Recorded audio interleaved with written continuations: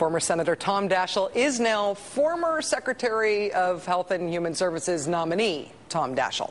Daschle failed to pay a fairly significant portion of his taxes properly or on time. Barack Obama says he wants his administration to be all about accountability. Some of Mr. Daschle's ties to the healthcare industry were going to be a little bit of a hassle anyway, and so all in all, the nomination did not work out. Daschle had to go, and he's gone. Mr. Daschle's announcement came after another Obama nominee, Nancy Killefer, withdrew from consideration for a new job called Chief Performance Officer. She withdrew because she had left less than $1,000 in taxes unpaid for some months some years ago. The result? Wall-to-wall banner headline coverage of Barack Obama's failed nominees. Tom Daschle's name mentioned 37 times in today's White House press briefing, and the president's scheduled media blitz this evening to promote the stimulus had to start with his explanation of the speed bumps that he has hit on the road to a full cabinet. I'm frustrated with myself, with our team, but ultimately, my job is to get this thing back on track because what we need to focus on is a deteriorating economy and getting people back to work. So Tom Daschle had to withdraw as a nominee, as well as that other person who was going to be in that job that doesn't exist now. And this is obviously the end of the world. You know, the way that Zoe Baird was the end of the world. Oh, and Kimba Wood. Remember when that world ended too? Do you remember those names? Zoe Baird and Kimba Wood from the Clinton administration from the 90s, you know, with the tech boom and impeachment and the government surplus and Kosovo. And remember Zoe Baird? If you said vaguely, then congratulations. You have just put today's Tom Daschle news in perspective. On the one hand, we have a picture of Tom Daschle, an embarrassed politician who has withdrawn his name as the Health and Human Services nominee. On the other hand, we have perspective. The city of Miami this week opened up 35 firefighter positions.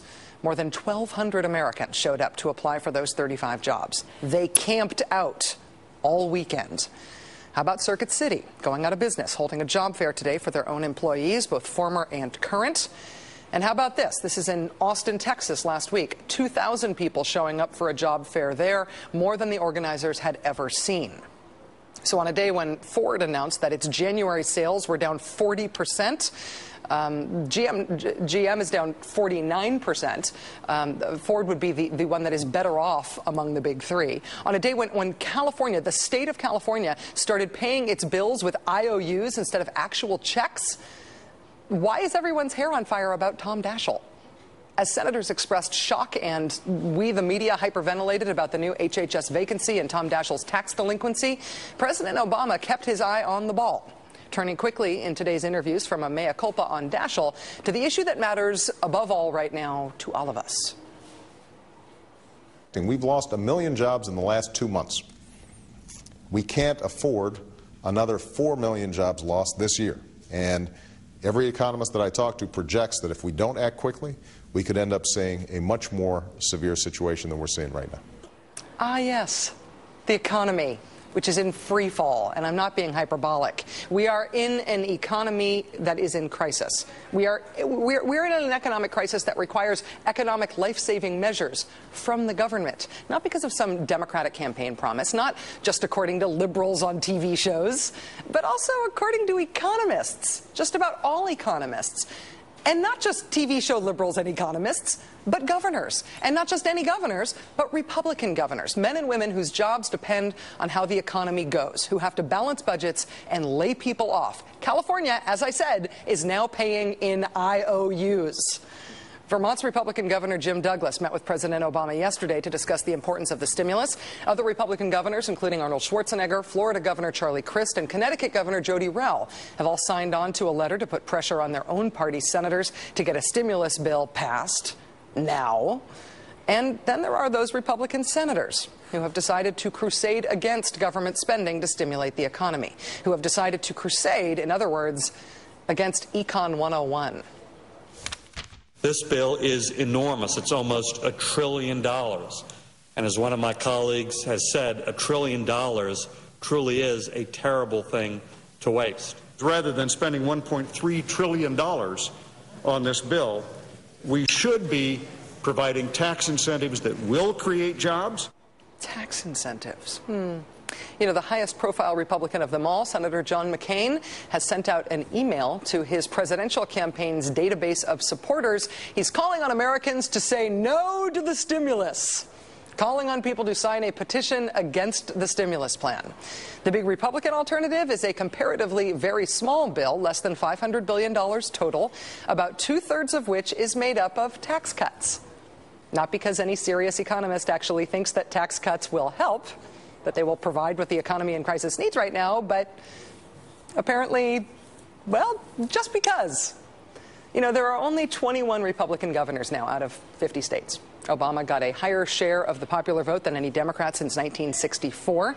The Democratic majorities in Congress are, historically speaking, massive. Republicans have lost ground in state legislatures in each of the last 3 elections. The gap between the number of Americans who told the Gallup poll they are Democrats last week and the comparatively smaller number of Americans who said they are Republicans, that gap hasn't been this large in 26 years. We've got a really big crisis on our hands as a country. Is it really that important to bend over backwards to try to make the Republicans in Congress happy right now? Joining us now is MSNBC political analyst Lawrence O'Donnell. Lawrence, thank you so much for being on the show tonight. It's nice to see you. Good to be with you, Rachel. Is there a political risk for congressional Republicans to be seen as opposing the stimulus plan?